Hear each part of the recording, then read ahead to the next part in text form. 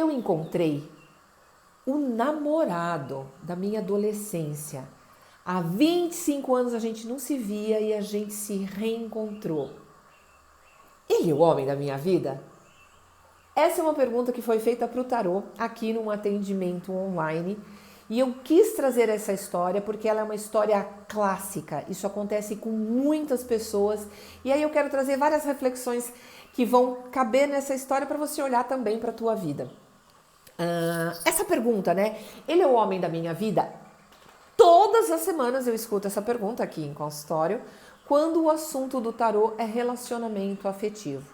Então, o que a gente pode observar nessa pergunta? O homem da minha vida é um padrão social, né? De que o amor é um só, de que seremos felizes para todo sempre. É como se fosse o conto de fadas, né? A alma gêmea. E a gente precisa desmistificar o amor como sendo único. E essa história ajuda a desmistificar um pouco, porque esse foi um encontro depois de 25 anos. Uma mulher que tinha ficado viúva, ela tinha ficado viúva já fazia algum tempo, e ela estava assim meio que vivendo a vida dela um dia de cada vez. Não estava procurando o amor, mas se acontecer tudo bem. E aí, de repente, ela encontra este homem que tinha acabado de ficar viúvo. Guarda essa informação, acabado de ficar viúvo. Em algum momento eles se encontraram nas redes sociais e é muito natural, né, buscar aquele afeto antigo. Por quê? Porque ele é um ponto de segurança. Não ele ou ela, ele, o relacionamento. Aquilo que foi gostoso, aquilo que foi bom, aquilo que talvez tenha sido o primeiro amor, como um ponto de segurança e de confiança. Ela, viúva mais antiga, né, já tinha lidado com o luto, ele lidando com o luto. Porque o luto, ele é uma coisa às vezes muito imprevisível.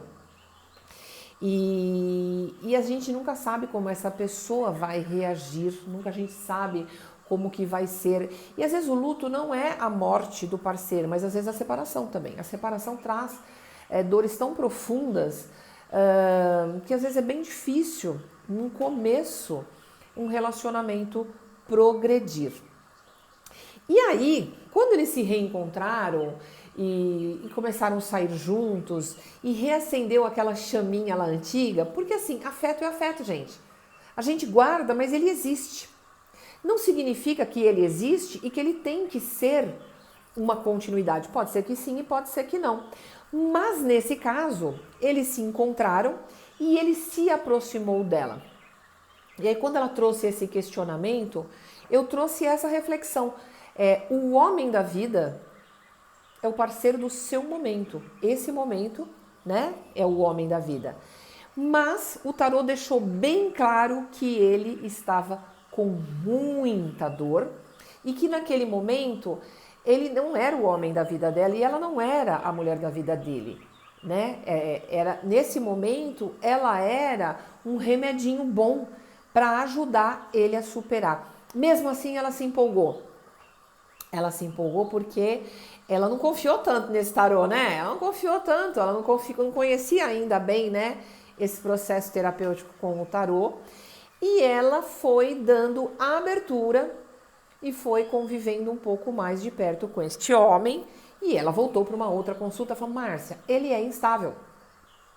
Ele fala que gosta, ele fala que quer, e ele some, ele desaparece, ele não responde mensagem, ele some, não dá satisfação, ele desaparece. O que acontece com ele? A dor. O tarô deixava bem claro que a dor do luto, a dor da separação com a esposa deixava ele muito inseguro. Quando que ele buscava ela?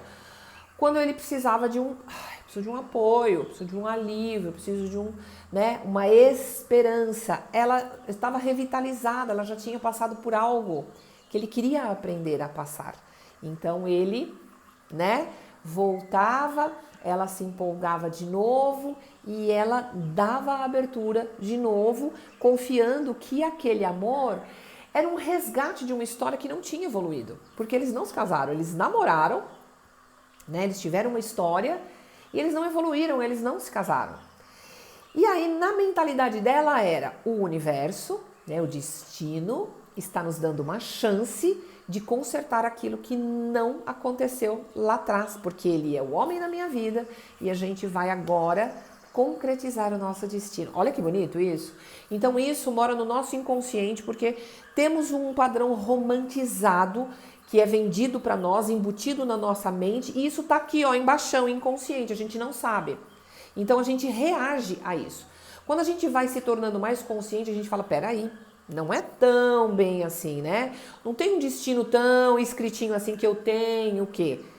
Vamos avaliar, eu quero viver essa história para mim é boa, isso realmente é um amor consistente, saudável? Opa, tem gente querendo fazer barulho aqui, não vai fazer barulho aqui na minha conversa. Entende? A gente precisa estar acordado dentro da nossa história para a gente não fazer escolhas que depois a gente se arrependa ou nos faça sofrer.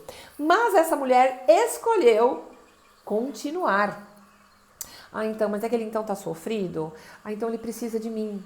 Olha que lugar importante que eu tenho na vida dele, ele precisa de mim. Gente, a gente não é band-aid na vida do outro, tá? A gente não é, né? Ai, tá doendo aqui, põe um curativo. Tá doendo ali, põe um curativo. Você não é um curativo na vida do outro.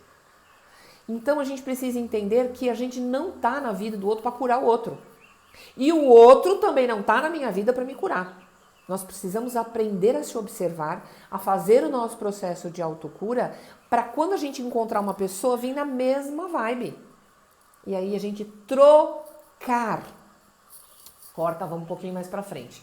Voltou numa outra ocasião, Márcia, então, fulano conversou comigo, porque eles brigaram, separaram. Aí fulano voltou. Fulana, então, pensei bastante, você é uma mulher tão... de família, você é uma mulher tão bonita, tão de bem com a vida. Eu quero me dar uma chance. Foi na casa dela, levou os filhos dele, conheceu os filhos dela, fizeram um encontro familiar. Ela reacendeu toda a chama de que, puxa, ele me ama mesmo, tá tudo certo mesmo.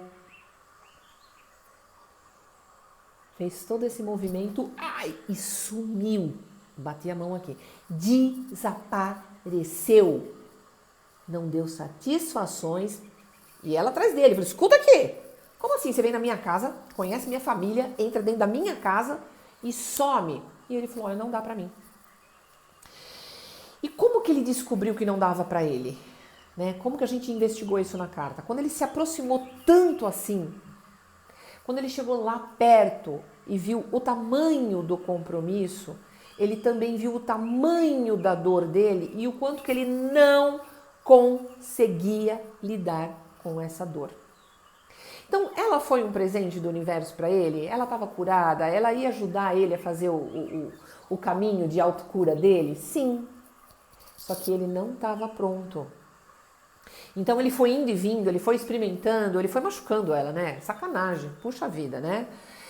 E se ela tivesse ouvido o tarô da primeira vez, ela fala, não vou abrir minha porta desse jeito, né? Vamos vendo aí qual que é a atitude dele para eu escolher. Mas ela não escolheu, ela deixou ele escolher. E ele entrou na vida dela, né? Se instalou no coraçãozinho dela, reacendeu a chama do afeto dela e depois ele falou, não dá mais. E aí como essa história terminou, com ela emputecida, brava, muito brava, porque ela ficou muito brava e esse relacionamento acabou não progredindo. Por quê? Porque teve uma idealização de que é o amor da vida. Depois teve uma idealização de que é o destino cumprindo o seu papel, né? E teve também uma idealização dele, desse reencontro, de que ela vai me curar. Toda cura é autocura, ninguém cura ninguém e a gente se cura porque a gente escolhe se curar. A separação e o luto são dores muito profundas e de modo geral, bem geral mesmo, não é o melhor momento para a gente começar um relacionamento. E se você se aventurar num relacionamento com uma pessoa que acabou de se separar ou que acabou de ficar viúvo, você vai herdar as dores deste relacionamento, porque ele vai refletir a pessoa que, né, se separou, refletir no companheiro, na companheira, a sua problemática anterior. Todo relacionamento tem problema, gente, entende? Então ele traz o problema do outro relacionamento e reflete no companheiro atual. Então geralmente não é um bom momento para dar inícios. Fez sentido para você? Você gostou dessa história? Me conta aqui. Beijo.